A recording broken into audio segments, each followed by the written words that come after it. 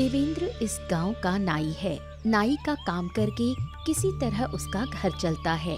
गांव के कई लोग उसे बेईमान रास्ता अपनाने को कहते हैं, लेकिन वो हमेशा ईमानदारी के साथ ही काम करता है। इसी वजह से गांव में उसकी ईमानदारी की बहुत चर्चा है। अरे माँ, ओ माँ, कहाँ हो तुम? खाना बना कि नहीं बना ये तो बताओ। अरे मुझे निकलने का समय हो गया है। क्या आज भी बिना खाए ही जाना पड़ेगा क्या? खाना लगभग तैयार है, तू हाथ मुंह धोकर आ, मैं खाना परोस रही हूँ। देखो माँ, ऐसा है, ये रोज रोज ना खाना बनाने में देर करना अब अच्छा नहीं लगता है। सीधी बात है। अरे जानती तो हो कि मेरे काम में देर हो जाती है। मेरे जितने ग्राहक हैं वो सब सुबह सुबह ही आते हैं, पता तो है तुम्हें। अब देर नहीं होगी, आज उठने में थोड़ी देर हो गई, इसलिए काम भी देर से शुरू हुआ। तू हाथ मुंह धो ले, मैं खाना परोस देती हूँ। अच्छा ठीक है, मैं हाथ मुंह धोकर बैठता हूँ। और ये विक्रम कहाँ गया? सुबह से एक बार भी उसे नहीं देखा। कहीं सुबह सुबह ही तो नहीं निकल गया? तुझे क्या लगता है विक्रम इतनी सुबह उठता है? उसे उठने में तो अभी बहुत देर है, उसकी चिंता मत कर। ओहो, ऐसे देर तक सोने से ना उसका ही नुकसान होगा। तुम लोग उसे समझाओ, सुबह उठकर टहलने भी जा सकता है। जब देखो तब सोता रहता है, सोता रहता है। देवेंद्र ईमानदार और मेहनती है, लेकिन उसका भाई विक्रम बिल्कुल उल्टा। उसे मेहनत करना बिल्कुल अच्छा नहीं लगता। वो हमेशा चाहता है कि कम मेहनत में ज्यादा पैसे कमाए। क्या रे विक्रम, मैंने तुझसे कितनी बार कहा है कि सुबह जल्दी उठाकर मैं काम पर जाने से पहले तुझे उठे हुए देखना चाहता हूँ, समझा? तू तो है बस कि पड़ा पड़ा सोता रहता है। कितना सोता है भाई तू?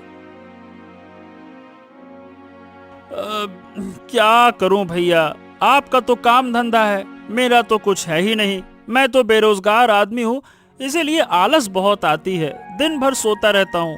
क्या करूं, सोना ही अच्छा लगता है अब। ये कैसी बकवास बातें करने लगा है तू?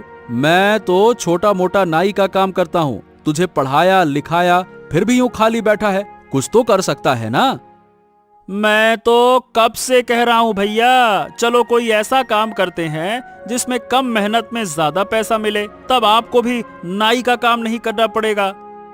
अरे मैंने तुझसे पहले ही कहा है ना, ऐसे फालतू के बेईमानी के रास्ते पर चलने की जरूरत नहीं है। हम खा पीकर जो मिल रहा है उसी में बहुत अच्छे हैं। नाई का काम करके ही खुश हैं और किसी काम की जरूरत नहीं है। अब जो करना है तुझे करना है, तू कर। तो फिर क्या, मुझे यूं ही बेरोजगार बैठे रहना पड़ेगा? तू बेरोजगार है तो ये तेरी ही गलती है, मेरी नहीं। इस गांव में सैकड़ों काम है, कोई भी कर ले। ए भैया देखो, ऐसा है, सही बताऊं तो मुझे मेहनत वाले काम ना बिल्कुल पसंद नहीं आते हैं। और मैंने पढ़ाई की है, ऐसे मेहनत मजदूरी वाले काम करने के लिए पढ़ाई नहीं की है। क्या कहूँ, जिस दिन तेरे दिमाग से ये सोच निकलेगी ना, उसी दिन तेरी जिंदगी सुधरेगी। क्या तू जिंदगी भर ऐसा ही रहेगा? तेरा घर परिवार नहीं होगा क्या? सोच जरा। अरे तो जिस दिन होगा उस दिन देख लेंगे। और फिर आप तो हैं ही, आपके रहते मुझे किस बात की चिंता। हाँ, पागल कहीं का, एक नंबर का पागल है तू। भास्कर बाबू गांव के मुखिया हैं, लेकिन गांव में कई अन्याय और गलत काम करते हैं। देवेंद्र की ईमानदारी की ख्याति देखकर वो चाहते हैं कि देवेंद्र को इस्तेमाल करें। हाँ, क्यों रे देवेंद्र, कैसी खबर है तेरी? आजकल दिखता ही नहीं है। मेरे घर के आसपास भी अब तू नजर नहीं आता। क्या करूं बाबू, दिन भर काम में रहना पड़ता है, बाहर निकलने का मौका ही नहीं मिलता। आप बताइए क्यों आए हैं? बाल कटवाने? अब हाँ, थोड़े थोड़े कटवाने हैं। चारों तरफ से थोड़ा थोड़ा छोटा कर देना, ठीक है? अब बढ़िया से करना। ठीक है बाबू, बैठी बैठी मैं काट देता हूँ। अच्छा, तो और बताओ, तुम्हारी कमाई कैसी होती है? इस कमाई से इतना बड़ा घर अच्छे से चलता है।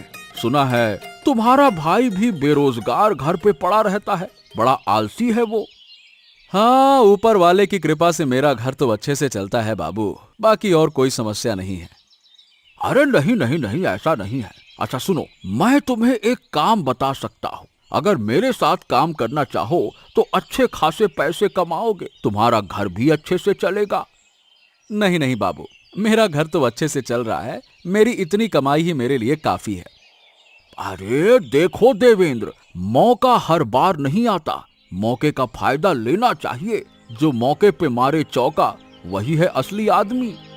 नहीं नहीं नहीं, मुझे ऐसे मौकों की जरूरत नहीं है और ऐसे काम भी नहीं करने मुझे। मैं तो ईमानदारी से ही जीना चाहता हूँ। अब आप वैसे कौन सा काम करना चाहते हैं मैं अच्छे से समझ रहा हूँ। मैं उन कामों को नहीं करूंगा बाबू। अरे जो ये तू बार बार ईमानदारी ईमानदारी का झुनझुना बजाता है ना बेटा, यही ईमानदारी एक दिन तेरा सब कुछ नष्ट कर देगी। मेरी बात याद रखना। ओ क्या देवेंद्र दा, काम काज कैसा चल रहा है? दुकान बंद करके यहाँ आए हो या खुली छोड़ दी? देखना कहीं चोरी वोरी ना हो जाए। चोरी होगी और वो भी मेरे दुकान पर। गांव का हर कोई जानता है कि मैं कितना ईमानदार हूँ। सब मुझसे प्यार करते हैं, यहाँ तक कि चोर भी मुझे प्यार करते हैं। हाँ। क्या कह रहे हो? चोर भी तुम्हें प्यार करते हैं? ओ बाबा, ऐसी मोहब्बत ही तो चाहिए जिंदगी में कि आगे पीछे तो छोड़ो, साले चोर भी प्यार करें। वाह वाह वाह वाह। अरे ये झूठ नहीं कह रहा, सारे चोर भी इससे दूर रहते हैं। सोचते हैं कि वो ईमानदार है, उसका नुकसान नहीं करना चाहिए। अरे वाह वाह वाह, बोल तो ऐसे रहे हो जैसे खुद ही चोर हो। तुमने चोरी का धंधा शुरू कर दिया है ना? बोलो हाँ हाँ।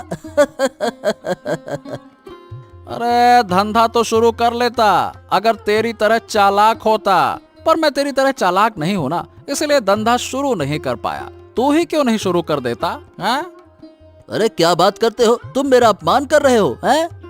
अरे बस बस बस बस बस, हर वक्त झगड़ा ही करते रहते हो। अगर इतना ही चोरी का शौक है तो दोनों मिलकर चोरी करो, चाहो तो डकैती भी डालो, पर झगड़ा मत करो, चुप रहो। अच्छा बताओ दादा, मैंने क्या कहा? झगड़ा तो इसने शुरू किया ना, उल्टा सीधा कह के। अरे रहने दे। ये बता, मेरा भाई दिखा क्या? कहाँ गया है?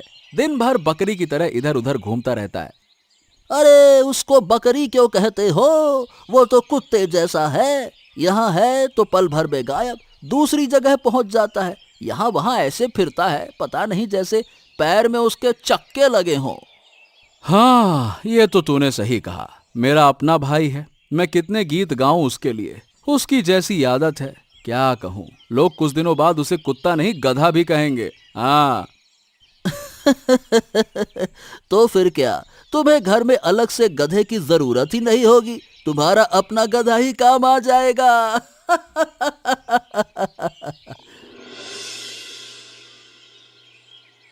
भास्कर बाबू के प्रस्ताव को देवेंद्र ने ठुकरा दिया, जिससे भास्कर बाबू अपमानित महसूस करते हैं।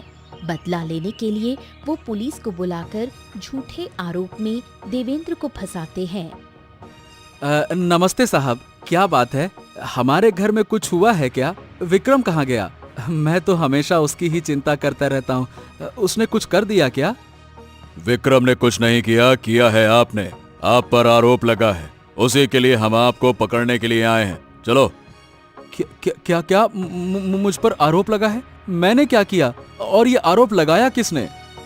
जिसने भी लगाया हो, नाम नहीं बताया जाएगा। और हाँ, भागने की कोशिश मत करना, हमें आपको सही तरीके से हिरासत में लेना है, समझे? देखिए साहब, मैं भागूंगा तो नहीं। अगर सच में मैंने कोई गलती की है तो सजा भुगतने का हौसला रखता हूँ, लेकिन अगर मैंने कुछ नहीं किया तो मैं क्यों जाऊं? अब ये सब कुछ कहने से कुछ नहीं होगा, आपको हमारे साथ थाने चलना ही होगा। आप पर जो आरोप लगे हैं उसी वजह से हम यहाँ आपको पकड़ने आए हैं। चलो।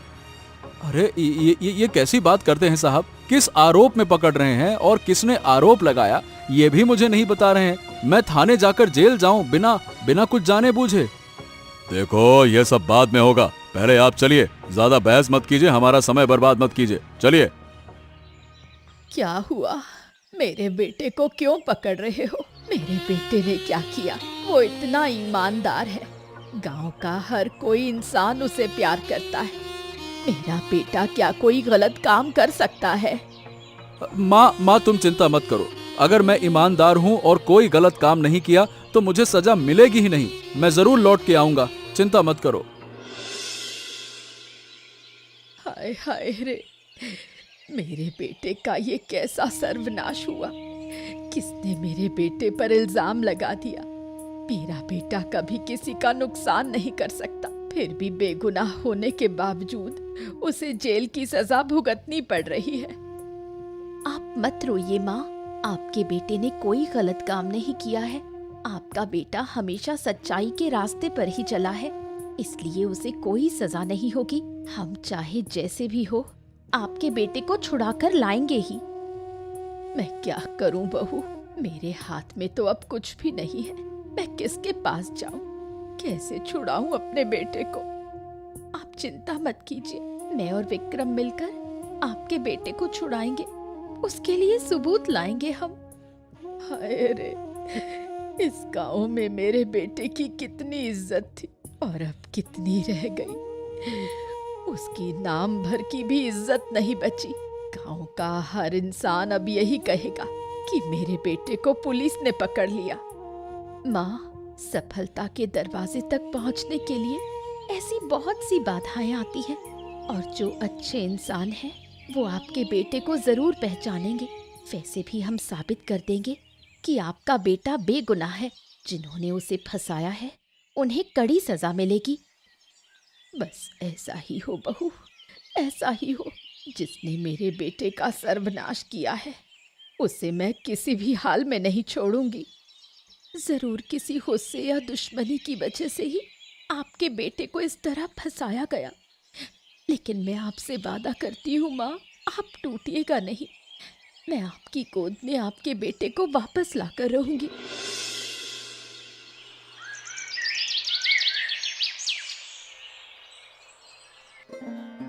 अरे भाग्यवान, तुम इस वक्त यहाँ थाने में क्यों आई हो भाई?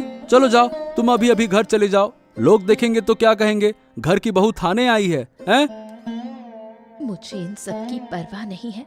मैं तुम्हें देखने आई हूँ।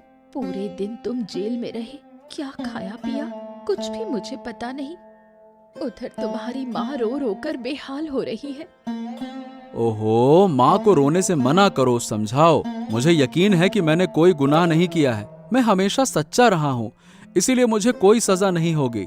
जाओ, तुम घर चली जाओ। जाओ जाओ जाओ। घर तो मैं चली ही जाऊंगी, लेकिन मैं तुमसे वादा करती हूँ, मैं और विक्रम तुम्हें यहाँ से छुड़ाकर ले जाएंगे। देखो, अगर तुम लोग कर सको तो सबूत जुटाओ। सबूत ही मुझे यहाँ से बाहर ला सकते हैं। मुझे जितना लगता है मैं इतना कह सकता हूँ कि इन सब के पीछे वही भास्कर बाबू हैं। कुछ दिन पहले उन्होंने मुझे गलत काम करने का प्रस्ताव दिया था, पर मैंने ठुकरा दिया। ठीक है, मैं विक्रम को कहूंगी भास्कर बाबू पर नजर रखने को। शायद तब सच सामने आएगा। लेकिन तुम जान लो, तुम्हारी इस सच्चाई पर मैं जरा भी आंच नहीं आने दूंगी। तुम्हारी इज्जत मैं सुरक्षित रखूंगी। चलो, अब शाम हो गई है, तुम घर चली जाओ भाग्यवान। सुनो, मेरी चिंता मत करना, मैं यहाँ आराम से रह लूंगा, है ना? जाओ जाओ जाओ। मैं तुम्हारे बिना कैसे रहूंगी बताओ? तुम जेल में रहो और मैं वहाँ चैन से सोऊं। अब अभी तो कुछ नहीं हो सकता भाग्यवान, पर तुम चिंता मत करो, मैं जल्द ही वापस आ जाऊंगा और जो कहा है वही करना, ठीक है? अच्छा, तो अब मैं जा रही। तुम समय पर खाना खा लेना। तुम्हें खाना मिलेगा ना? हाँ हाँ, यहाँ खाना मिलेगा, तुम फिक्र मत करो। तुम यहाँ खाना बनाकर मत लाना, मैं यहीं खा लूंगा, ठीक है? चलो जाओ जाओ। उधर विक्रम देवेंद्र को छुड़ाने के लिए सबूत ढूंढता है, लेकिन किसी को न सबूत मिलता है और न ही मदद। आखिरकार विक्रम अभिलाष से मदद लेता है। अभिलाष मदद का वादा करता है। क्या हुआ रे विक्रम, तू इस तरह पागलों की तरह क्यों घूम रहा है? कुछ ढूंढ रहा है क्या? अरे काकू, आप अभी तक नहीं जानते, मेरे दादा को पुलिस पकड़ कर ले गई है। मैं उनके लिए सबूत ढूंढ रहा हूँ। किसी से कोई मदद ही नहीं मिल रही। आप मेरी थोड़ी मदद कर सकते हैं? अरे क्या कहा तूने? तेरे दादा को पुलिस पकड़ कर ले गई? लेकिन क्यों? क्या किया देवेंद्र ने? हमें अब तक कुछ नहीं पता कि दादा ने किया क्या है। दादा ने कुछ भी नहीं किया, बस किसी ने उन पर इल्जाम लगाया और थाने में केस कर दिया। पुलिस आई और दादा को ले गई, इतना ही हुआ है। गजब करता है, ये क्या मामला है रे? क्या क्या किया वो भी नहीं पता, किसने केस किया वो भी नहीं पता, और पुलिस आई पकड़ कर ले गई और अब देवेंद्र जेल में है। हाँ काकू, अब हम क्या करें समझ नहीं आ रहा। किसी से मदद ही नहीं मिल रही। समझ नहीं आ रहा कि दादा को छुड़ा पाएंगे या नहीं। लेकिन मेरे दादा ने कुछ भी नहीं किया। वो बड़े ईमानदार इंसान हैं। आप लोग तो बचपन से मेरे दादा को जानते हैं। हाँ रे, जानता हूँ। तेरे दादा जैसा ईमानदार आदमी इस गांव में नहीं मिलेगा। तू चिंता मत कर, मैं तेरे दादा की मदद करूंगा। लेकिन कैसे? मैंने सुना है कि दादा को भास्कर बाबू पर शक है। तेरे दादा ना यूं ही किसी पर भी शक नहीं करेंगे। जरूर इसमें कुछ गड़बड़ है। अगर तू और मैं मिलकर भास्कर बाबू पर नजर रखें तो सबूत अपने आप मिल जाएंगे। अच्छा तो ठीक है, हम वही करते हैं काकू। ओ काकू, हम लोग ऐसे घर के आसपास और कितने दिन घूमेंगे? बोलो तो। अरे तू चुप तो रह। कितने दिन घूमेंगे, कितने दिन घूमेंगे? अबे यही तो सुबह से योजना बनी थी और शाम को हम देखने के लिए निकल आए। मेरा मतलब, अरे बाबा, मैं वो नहीं कह रहा। मैं तो ये पूछ रहा हूँ कि ऐसे और कितने दिन घूमना पड़ेगा? सबूत कब मिलेगा? ये तो हमें पता ही नहीं है। अरे भाई, मुझे क्या पता कब सबूत मिलेगा? ऐसे गुप्त काम में थोड़ा समय तो लगता ही है ना। मैं भविष्यवाणी कैसे कर दूं कि इस समय पे इस तारीख को इतने बजे सबूत मिलेगा? तू भी गजब सवाल पूछता है। जब तक सबूत नहीं मिलते हमें ऐसे ही खोजबीन करनी पड़ेगी। कोई आकर तो हमारे हाथ में सबूत थमा नहीं जाएगा, है ना? हाँ, ये भी आपकी बात सही है। वैसे ठीक है, इतना मेहनत करने से मुझे क्या ही नुकसान होगा? दादा ने तो सारी जिंदगी हमारे लिए मेहनत की। अब इस वक्त हम दादा के लिए थोड़ी मेहनत भी नहीं कर सकते क्या? अरे तू बस धैर्य बनाए रख। धैर्य खोने से कोई फायदा नहीं होगा। हमें बहुत धीरे धीरे आगे बढ़ना होगा। भास्कर बाबू कहाँ जा रहा है, क्या कर रहा है, किस से बात कर रहा है, सब कुछ हमें देखना होगा। लेकिन सावधानी से। भास्कर बाबू को जरा भी आभास नहीं होना चाहिए, और अगर उसे पता चल गया तो पुलिस से हमें भी फंसवा सकता है। भास्कर बाबू की ताकत बहुत ज्यादा है। तब तो मुझे लग रहा है कि यही भास्कर बाबू ने पुलिस को पैसे खिलाकर मेरे दादा को फंसवाया है। इस भास्कर बाबू को सही बताऊं, मैं बिल्कुल नहीं छोड़ूंगा। गला दबा दूंगा इसका, सबक सिखाऊंगा इसको मैं। अरे चुप हो जा, बर्बाद कर डालेगा तू। यहाँ इतने ऊंचे स्वर में बात करेगा तो भास्कर बाबू के कानों तक सब पहुँच जाएगा। फिर तेरे साथ मुझे भी संकट में फंसना पड़ेगा। अच्छा ठीक है, ठीक है, ठीक है। अब मैं ऊंचे स्वर में नहीं बोलूंगा। अच्छा, मैं अब बोलूंगा ही नहीं। खुश क्या है कि मैंने पहले कभी ऐसा काम नहीं किया ना, इसलिए समझ नहीं पाता। अब मैं चुप। अच्छा ठीक है, अब बिल्कुल चुपचाप बैठ जा। अरे सुना, भाई देवेंद्र दादा को पुलिस पकड़ कर ले गई। बात सच है क्या? आज तो दुकान भी खोलते नहीं देखा। लगता है सच ही होगा। बहुतों ने देखा है कि पुलिस आई थी और उनको पकड़ के ले गई है। बहुतों ने क्या, मैंने खुद अपनी आंखों से देखा है। अच्छा, तो क्या कहते हो? देवेंद्र दादा को आखिर ईमानदारी का इनाम मिल गया या फिर वो ईमानदार थे ही नहीं? क्या कहते हो? अरे यही तो अच्छा हुआ। ऐसी ईमानदारी कितने लोग निभाते हैं। देखो ना, हम सब कड़ी मेहनत करते हैं। घर गृहस्थी सब अपने पैसों से चलाना पड़ता है। कितने रुपए खर्च हो जाते हैं। वही तो, इसीलिए तो कह रहा हूँ, ऐसे मुफ्त में पक्के मकान में रहना, रोजाना गर्मा गर्म खाना, मजे ही मजे, ना काम ना चिंता, जिंदगी आराम की। हाँ बिल्कुल सही हुआ। इतने सालों से सिर्फ ईमानदारी का ज्ञान देता आ रहा था। बातचीत शुरू होते ही सिर्फ ईमानदारी की बातें। ऐसा लगता था ईमानदारी पर भाषण लिख के ले आया है। अब ईमानदारी का ढोल भी बंद हो गया। मुझे तो अच्छा लग रहा है। अब देखना बाकी है कि देवेंद्र दादा कब छूटेंगे और किसने मुकदमा किया है, ये कब पता चलेगा। अरे और कौन करेगा? मुझे तो साफ लगता है कि भास्कर बाबू ने ही किया है। लेकिन गांव वाले भास्कर बाबू से डरते हैं ना, इसीलिए कुछ बोलते नहीं।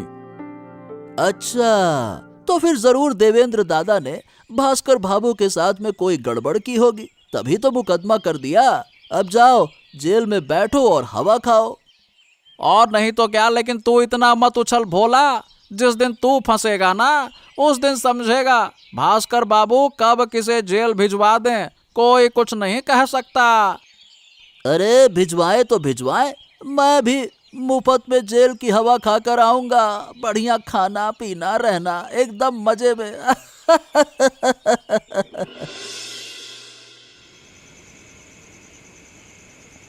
उधर विक्रम और अभिलाष हमेशा की तरह भास्कर बाबू के घर के आसपास निगरानी कर रहे थे। भास्कर बाबू और भोला की बातचीत सुनकर सब रहस्य खुल गया। ए सुन भोला, देवेंद्र की क्या खबर है ये तू मेरे लिए ला सकता है क्या? तू थाने जा, खबर ला और मुझे बता। मेरा वहां जाने का मन नहीं कर रहा। अच्छा तो ठीक है, ये काम तो मैं कर दूंगा। पर ये बताइए, अचानक से आप देवेंद्र दादा की खबर लेने को इतने बेचैन क्यों हो गए? अरे ओ भोला, तू अब तक कुछ नहीं समझा। इतने दिन से मेरे साथ रहकर भी तेरे दिमाग में अकल नहीं आई। मैंने सोचा था कि तू सब समझ गया होगा। अरे ये सब काम मैंने ही करवाया है, ये तुझे समझना चाहिए था। ओह, शक तो मुझे पहले से था बाबू, पर यकीन नहीं था कि आपने ही किया है। लेकिन अब जब आपने खुद कहा है तो अब मैं पक्का हो गया हूँ कि आप ही ने किया है। अच्छा तो अब बता, खबर लाएगा या कि नहीं लाएगा? मेरा तो जाने का मन नहीं है, नहीं तो मैं खुद ही चला जाता। अरे हाँ हाँ जरूर लाऊंगा, आपकी बात मैं टाल सकता हूँ क्या? पर एक बात बताइए, देवेंद्र को अचानक फंसाने की वजह क्या है? मतलब मेरे हिसाब से देवेंद्र दादा ने कोई गलत काम तो नहीं किया। अरे उस देवेंद्र की इतनी हिम्मत कि उसने मुझे अपमानित कर दिया। उसका अपमान मुझे बहुत चुभा, इसीलिए उसे जेल भिजवा दिया। अब मजा चख लेगा वो। फिर तो आपने बिल्कुल सही किया। जब भी मिलता है सिर्फ ईमानदारी का ढोल पीटता है। ईमानदारी ईमानदारी ईमानदारी। अरे उसकी बातें सुनने का मन ही नहीं करता। अब थोड़ा हमें भी शांति मिलेगी। अच्छा सुन, अब थाने जा और जल्दी से खबर लाकर मुझे दे, ठीक है? जा।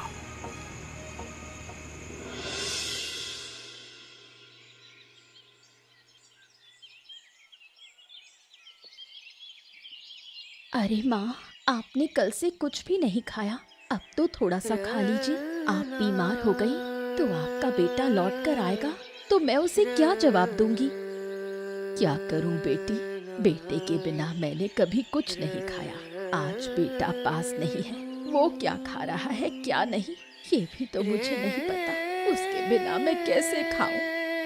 पर ऐसे तो नहीं चलेगा, आप बीमार हो गई हैं, अब मुझे वैद्य को बुलाना पड़ेगा। उधर विक्रम आपके बेटे को छुड़ाने गया है।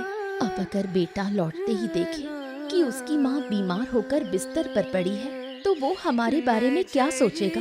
सोचेगा कि उसके बिना हम आपकी कोई देखभाल नहीं करते। जो सोचना है सोचे बहू, मेरा बेटा जब तक नहीं आएगा मैं कुछ मुंह में नहीं डालूंगी। उसके बिना मुझे बिल्कुल अच्छा नहीं लग रहा। मेरा बेटा मुझे वापस दिला दो। ओ मेरे देवेंद्र, तू कहाँ चला गया? माँ आप रोइए मत, आप रोएंगी तो हमें भी बुरा लगेगा। हम क्या करें बोलिए, आप तो हमारी बुजुर्ग हैं, आपको हमें संभालना चाहिए। अब आप ही अगर रोने लगेंगी तो हम किसके पास जाएंगे? तो तुम लोग वादा करो, मेरा बेटा आज ही मेरी गोद में लाकर दोगे। मुझे कोई बहाना नहीं सुनना, अगर नहीं लाए तो मैं बिना खाए ऐसे ही मर जाऊंगी। ऐसी अशुभ बातें मत कहिए माँ, विक्रम तो गया ही है। मुझे पूरा यकीन है कि विक्रम जब गया है तो आपके बेटे को लेकर ही लौटेगा। आप शांति रखिए। अरे आप दोनों यहाँ पर क्यों आए हैं? मैंने कहा था ना, अपराधी को छोड़ने का सवाल ही नहीं है। जब तक सबूत नहीं मिलेगा मुकदमा चलता रहेगा। अरे आपको क्या लगता है पुलिस बाबू, हम बिना सबूत के आए हैं? हम सबूत लेकर आए हैं। अच्छा तो बताओ कहाँ है सबूत? अगर सब कुछ सही हुआ तो हम उसे छोड़ देंगे। सबूत है, मैं और ये अभिलाष काका, हम दोनों गवाह हैं। गवाह? लेकिन गवाह से तो काम नहीं चलेगा। क्यों नहीं चलेगा? जब बिना कारण बताए और बिना सबूत दिए आप मेरे दादा को पकड़ के ला सकते हैं तो तो हमारी गवाही पर भी आपको छोड़ना ही होगा। तू मुझसे बहस कर रहा है? ये बिल्कुल ठीक नहीं है। आप लोग भूल रहे हो कि आप इस वक्त थाने में खड़े हो। देखिए बाबू, हम आम लोग हैं, लेकिन जितना संभव है उतना पहुंच सकते हैं। हमें खबर है कि आपने भास्कर बाबू से पैसे लिए हैं। अब अगर आप दादा को नहीं छोड़ेंगे तो ये खबर हमें ऊपर तक पहुंचाने में देर नहीं लगेगी। अरे नहीं नहीं नहीं, आप लोग ऐसा क्यों कह रहे हैं? मैं तो आपसे मजाक कर रहा था। आप तो मजाक भी नहीं समझते। देवेंद्र को छोड़िए, हम उसे घर ले जाकर ही चाय पियेंगे आराम से। और सुन लीजिए, अगर आगे से ऐसा कुछ किया ना तो आप बच नहीं पाएंगे। आखिरकार पुलिस विक्रम और अभिलाष के दबाव में देवेंद्र को छोड़ने पर मजबूर हो गई। अरे मेरा लाल वापस आ गया, मेरे सीने से लगकर आ गया। तुम लोग कहाँ हो? देख लो, मेरा बेटा वापस आ गया। मैंने तुझे कितना याद किया था बेटा, तुझे छुड़ाने की कितनी कोशिश की, पर कुछ भी काम नहीं आया। तुझे बहुत कष्ट हुआ ना? अरे माँ अरे माँ, तुम यूँ रो मत। अरे देखो ना, मैं सही सलामत तुम्हारी गोद में लौट आया हूँ। अब तुम रोना बंद करो। देखो तो तुमने अपनी क्या हालत कर ली है। तुम्हें इस हालत में देखकर मुझे बिल्कुल अच्छा नहीं लग रहा। अगर तुम स्वस्थ रहती ना तो मुझे लौटकर और भी खुशी होती। मेरे बस में क्या है बेटा, मैं तो तेरे बिना एक पल भी नहीं रह सकती। तू तो जानता है, बचपन से ही मैंने तुझे अपनी पीठ पर ढोकर पाला है। अब तेरी ये हालत देखकर मैं स्वस्थ रह सकती हूँ क्या? अच्छा हुआ मेरा भाई मेरे साथ था। लोग उसे चाहे आलसी कहें, जो भी कहें, पर अब मैं उसे कभी आलसी नहीं कहूँगा। उसकी वजह से ही मैं जेल से छूटा। उसने बड़ी मेहनत करके मुझे छुड़ाया। मेरे दोनों बेटे बहुत काबिल हैं, मेरे कलेजे के टुकड़े। लेकिन एक बात बता, तेरी इस हालत का जिम्मेदार वही भास्कर बाबू है ना? हाँ माँ, हमने सबूत इकट्ठा कर लिए हैं। भास्कर बाबू ने भोला के सामने सब कुछ कबूल कर लिया था, तभी मैं और अभिलाष काकू ने सुन लिया। अगर अभिलाष काका मेरा साथ ना देते ना तो मैं ये सब कर ही नहीं पाता। तुम्हारा बहुत धन्यवाद अभिलाष। अरे बस बस बस बस, इसमें धन्यवाद की क्या बात है बौदी? तुम लोग मुसीबत में थे और मैं मदद न करता, ये हो सकता है क्या? चलो अब सब लोग खाना खा लो।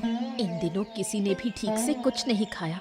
मैंने खाना बना लिया है, आज मजेदार व्यंजन होंगे।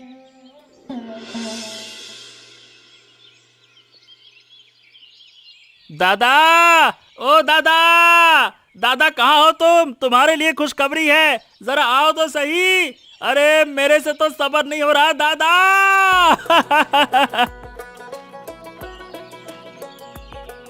अरे क्या हो गया? क्या हो गया? ऐसे चिल्ला क्यों रहा है? अरे मत पूछो दादा, तुम्हारे इस कांड की चर्चा पूरे गांव में फैल गई। आसपास के गांवों में भी सबको पता चल गया। तुम्हारे सतता के कारण ही तुमने जेल काटी, तुमने अपनी राह नहीं छोड़ी। जब सबको मालूम हुआ तो पुलिस के ऊपर के अफसरों ने तुम्हारे लिए इनाम का इंतजाम किया है। क्या बात कर रहा है? लेकिन ये कैसे हुआ? अरे हमने वही पुलिस वाले की बात ऊपर तक पहुंचा दी। पुलिस वाला रिश्वत खाकर तुम्हें पकड़ ले गया था और ये भी बता दिया हमने, इसीलिए उसकी नौकरी चली गई और तुम्हारी ईमानदारी की खबर भी उन तक पहुंच गई।